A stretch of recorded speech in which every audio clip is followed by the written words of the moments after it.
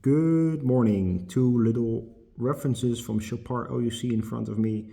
On the left side we have 1863, so 1863, and on the right side we have 1860, the OG as released in 1997. Both of them in the same configuration, so there's a rose gold casing with a white gold dial, kilo shade by Metallum. So on a first glance, these watches look identical or more or less identical in the same style, but there is quite some difference between the two, and I'm going to walk you through this.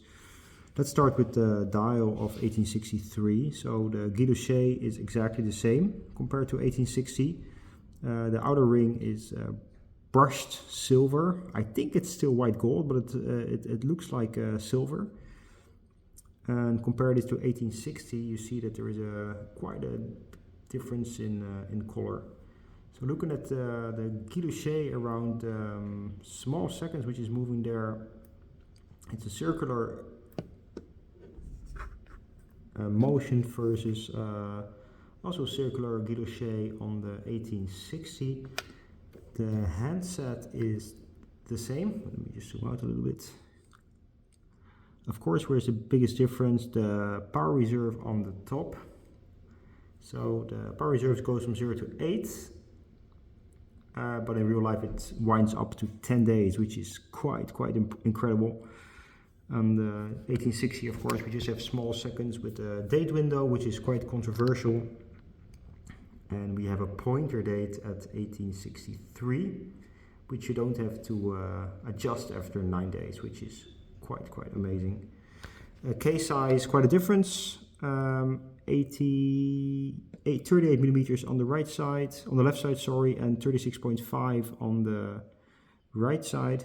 Case thickness, you can see that there is quite some difference there.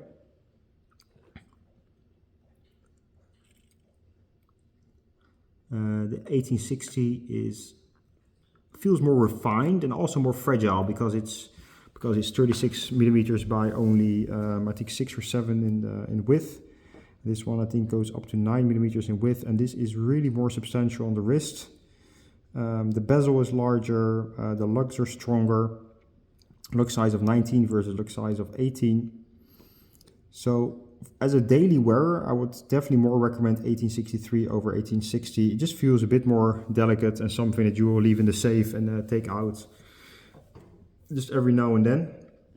Moving to the back side where all of the fun is. And here is where we have the biggest difference of both references. Let me see if I can catch it with the light. Perfect.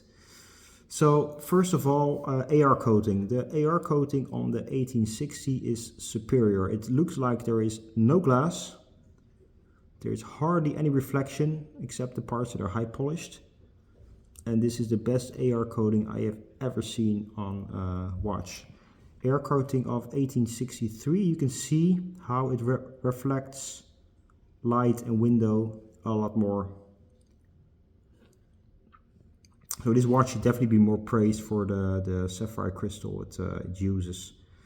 Geneva stripes on the 1860, they are, in my opinion, a tiny bit darker, a tiny bit done better compared to 1863. It's really a small difference, but in my opinion, it could also have to do with the amount of reflection. These are done just a tad better. Both of them have a swan-like regulator and high polish. Both of them, of course, Geneva seal, chronometer certified. Engraving is quite interesting. If you look at the engraving on the left, you can see, and I'm going to zoom in a tiny bit more. Move this watch a little bit down. You can see how the 1, for example, the engraving of the 1 on the left is not fully in line with the rest of the numbers. Seems to be a tiny bit more down. Also where it ends on the top, 860 are engraved higher compared to the 1. And what is funny is that the same thing is actually happening on the 1860. Just gonna grab this close up a tiny bit. Zoom in a bit more. And here we can see that the 6, I'm just trying to get it on the screen so you can see it. The 6 is engraved lower than the 180, so they're not fully in line. This is hand engraving, of course, so these are small differences you'll see. Because of that, the watch is of course not perfect, but still it adds a little bit of charm to the fact that it's human hands who are manufacturing and engraving these watches. I like the engraving a bit better on the 1860s, a bit more vintage style, a bit more charming, and 1863 is engraved a bit more modern, as you can see.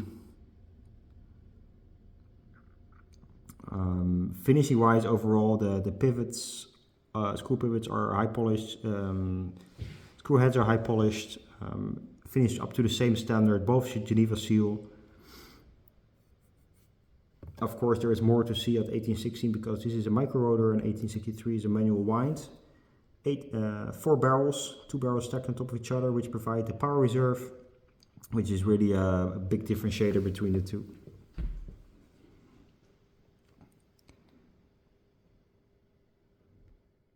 Moving further to straps, both of them are absolute strap monsters, and this is due to the fact that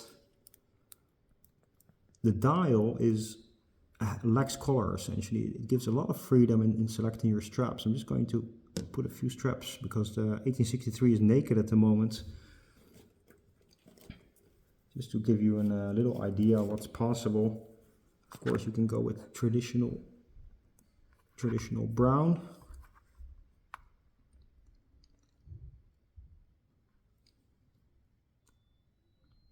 Which will work very well. But there are other things, for example, blues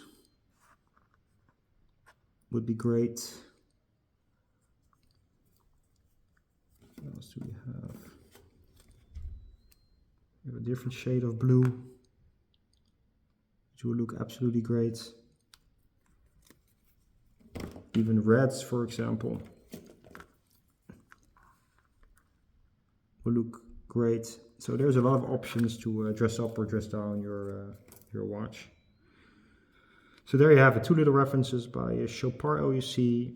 This one is came down a little bit in price, so we're around 20k, and this one is stuck between 10 to 13, and this one should be higher. I think especially below 10k, it's an absolute steal. If Patek was written on the dial with a Guilloche white gold, 10-day power reserve with a pointer date, you're going to pay 60 to 70k. For a daily wearer, this is the one to have. If you look at finishing and refinement, I think the 1860 will win it, but for some reason this doesn't get enough attention. I'm actually expecting a re-release from Chopard from the traditional 1863. I mean, why wouldn't they after they completely milked out 1860, unfortunately. That's it for today. Thank you for watching.